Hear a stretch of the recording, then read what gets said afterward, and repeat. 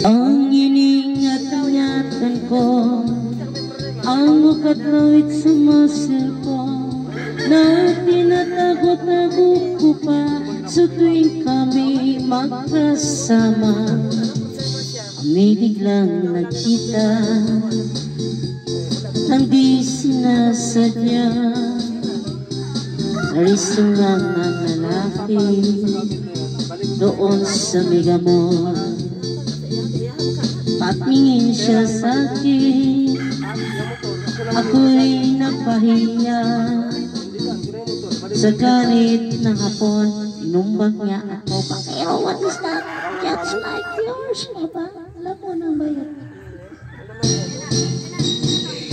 Binawi pang lahat, bahay lupat na to, anupyo kong mapapera. Ayan ang beauty ko ngayon, nagtitinda na na ang itlog ni Dudong.